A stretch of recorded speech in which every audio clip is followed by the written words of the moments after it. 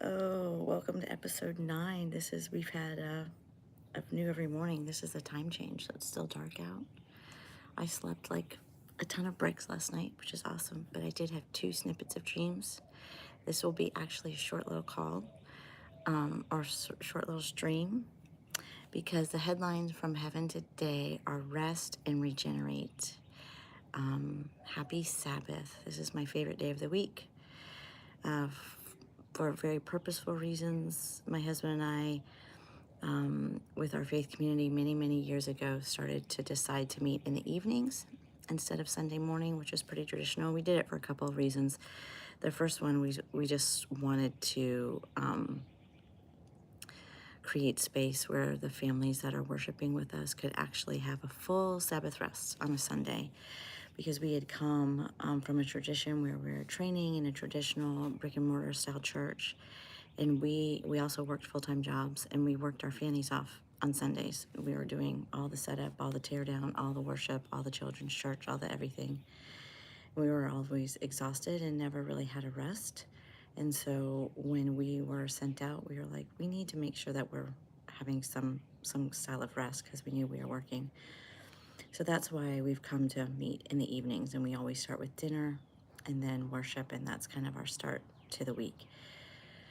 But I had 2 snippets of dreams, and I knew they were the Lord. They were very interesting, because when I woke up, the first thing that I heard was rest and regenerate, and then I remembered these 2 snippets of dreams.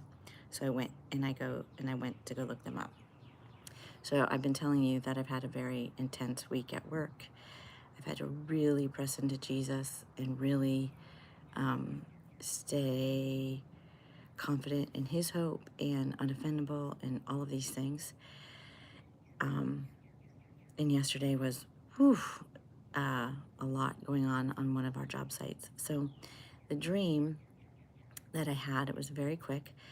I was pulling up to a job site that I did not know. It was a new house that was being built.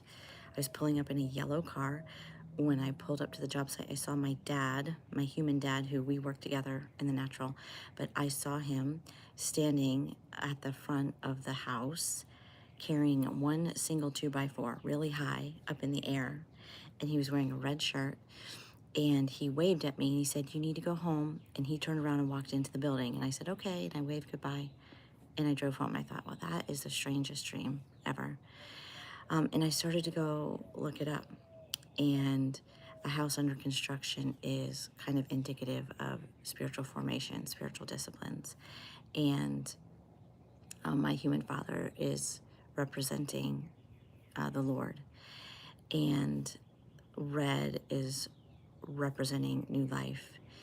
And the 2x4, I looked up both stick and rod, and they were both guidance and protection. And yellow, the color of the car that I was driving up in, is regeneration of the Holy Spirit. And so I just sat with the Lord with all of those elements. Remember, I just want to remind you of this fun resource, right? The Dream Interpreter. It's just a helpful resource when you're starting to key into your dreams, to just see what the Lord is wanting to communicate. But as I sat with the Lord and I prayed in the Spirit, he was just comforting me, because there's a particular part and a particular job I'm working on right now that needs a lot of protection and guidance. And the Lord was just filling me with confidence that he is on top of it, taking care of it, and that I can rest today, that I don't need to worry about anything. And then the second dream, I actually had that dream before the dream with the house. And I was in a crowded space, and 2 women that I knew maybe 15 or 20 years ago came up and sat on either side of me. And they were both talking to me. They were both very concerned because they both had forgotten their undergarments. And they were very stressed out about it. And somehow in the deep, deep, deep places of my bag, I had perfectly set aside for both of them undergarments that I was able to give them, and they were able to go and put on. And so I looked that up in here, and that is about protecting spiritual gifts. And so all of those things combined with rest and regenerate. And then the Lord was also saying Psalm 139 this morning. It's just a very clear call to me personally from the Lord to take today and park it.